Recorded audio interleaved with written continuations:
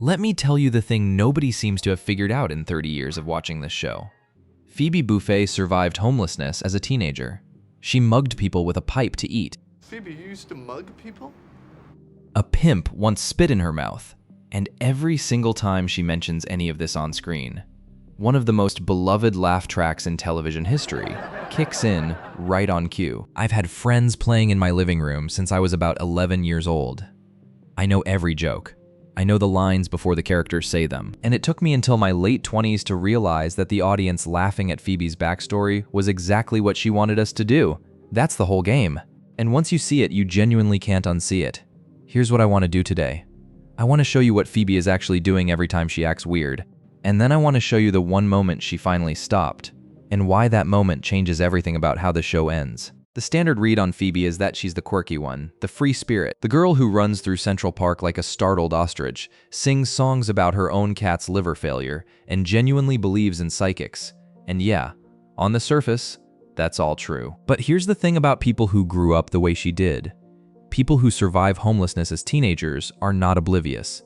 They are the most hyper-aware people in any room. You don't make it on the streets by missing social cues, you survive by reading them faster than everyone else. So watch her the next time she drops one of those random backstory bombs. And as the group stares at her in confused silence, she just moves on. She isn't oblivious. She knows exactly how uncomfortable that story is. She watched these people grow up. Monica with her parents, and her suburban bedroom and her whole safety net. Chandler with his biting sarcasm hiding a much more manageable amount of childhood pain. They don't have the emotional range to absorb what she just told them. So she delivers it as a punchline. She turns the darkest thing she survived into a joke so nobody else has to feel bad about not knowing what to say. She carries it entirely by herself. This is the operating system her whole personality runs on. Make it weird, make it funny, keep everyone comfortable, move on. But the deeper you look, the more you see it everywhere. There's an episode singing a song she wrote. It sounds absurd on the surface until you actually listen to the lyrics. She's processing grief and loneliness and the feeling of being fundamentally different from everyone around her. She wrapped it in a chirpy melody so nobody asks what she's actually working through. Then there's the way she talks about her mother, the one who tragically died in an accident when Phoebe was a teenager. She mentions it the same way she mentions everything, casually, with a strange, upbeat delivery designed to stop the conversation before it can turn into a scene. The show treats it as a character quirk. How was I supposed to know that my mom was dead in the kitchen? I think she rehearsed that delivery. Then there's the Christmas episode where she's ringing a bell for charity and she plays the whole thing as though Santa is real.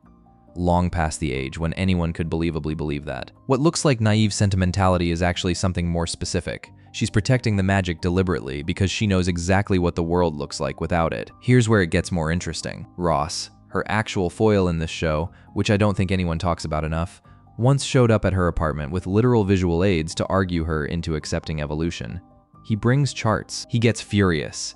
He treats her refusal to agree as proof that she's intellectually beneath him. She stares at him and says, calmly, "Yeah, I just don't buy it." Most people read that scene as Phoebe being naive. I think she's doing something smarter than Ross is capable of understanding. Science and cold hard facts are the exact framework that left her orphaned. Her mother disappeared. Her father just left. If the world is only what you can empirically prove, then her childhood is a sequence of adults failing her until she was alone on the street. And none of it means anything. It's just cruelty at random. But if psychics are real, if her mother came back in a cat, then there's a plan. Then the suffering has a shape. Then she isn't just a kid that nobody came back for. She's part of something bigger than bad luck. She isn't rejecting science because she doesn't understand it. She's protecting the one framework that makes her history survivable. And the show almost gives this away completely in season 4. Phoebe's half-brother, Frank Jr., and his wife want children, but can't have them. And without making a big thing of it, without a dramatic speech or a long build-up, Phoebe agrees to carry their babies for them.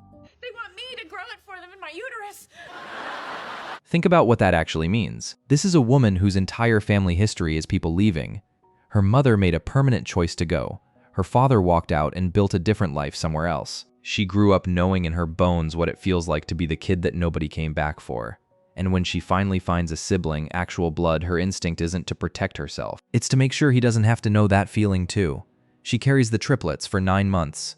She bonds with them. She talks to them constantly throughout the pregnancy. And you can see in the small moments the show gives you between the jokes that she is genuinely forming something real with these three people, who don't fully exist yet. And then they're born. The show gives her one moment alone with all three of them in the hospital room. Just Phoebe, holding these babies she's spent 9 months building her whole world around. And for one of the only times in 10 seasons, the laugh track goes completely quiet. She looks down at them crying and says, "Well, if you're gonna cry."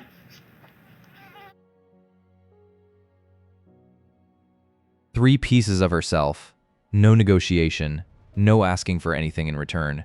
Just here. Because she knew what it meant for Frank to have what she never did, and she decided that mattered more than what it cost her. I've watched that scene maybe 15 times, and I'm still not ready for it. But here's the part that I think actually completes her story. And it's buried inside what looks like one of the show's silliest plot lines. Mike Hannigan. On first watch, Mike looks like a quirky guy who matches her energy. They're both a little offbeat, they fit together, happy ending, move on. But watch their wedding scene more carefully. Phoebe wants to change her name to Princess Consuela Banana Hammock. So, meet Princess Consuela Banana Hammock. Not as a joke she then backs down from. She is actually filing the paperwork. And Mike's response isn't to gently redirect her or manage the situation or treat it as a charming eccentricity he has to accommodate. He changes his name to Crap Bag. Hey, okay, what are you gonna change it to? Crap bag. What Mike is actually doing at that moment is refusing to stand outside the weirdness. He isn't tolerating it. He isn't finding it cute in a she's a lot but I love her anyway way. He's walking into it with her. And that matters more than it looks. Because the whole armor, the running, the terrible songs, the aggressively strange worldview, the way she could describe being mugged as a teenager and make it land as a punchline, all of it was built for one single purpose. Keep people comfortable. Keep them at the right distance. Make yourself entertaining enough that nobody looks too closely at what's underneath. Mike looked closely and didn't flinch. He didn't need protecting from who she actually was. He didn't need the weight of her managed down to something he could handle. And so slowly, without the show ever drawing a big dramatic arrow to it, she put the armor down. Not in a speech, not in a breakdown, just in a wedding in the snow where she let herself be completely absurd and completely serious at the same time. And the man standing across from her was doing the exact same thing. So wonderfully weird. I've been sitting with this character for a long time. I grew up watching Friends in a house that was usually pretty loud and pretty complicated, and Phoebe was always the one I understood least until she was suddenly the one I understood most. What she built was a version of herself calibrated so carefully that it fooled everyone around her. The group thought she was just eccentric, the audience thought she was comic relief. Even the writers, I think, didn't fully understand what they'd made. She took everything that should have broken her and used it to hold the door open for 5 other people for a decade. She kept Monica's secrets. She carried Frank's children.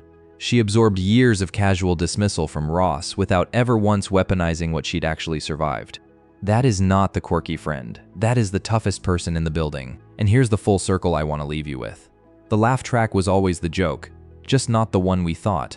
We were sitting there in our living rooms laughing at her trauma, because that's exactly what she needed us to do.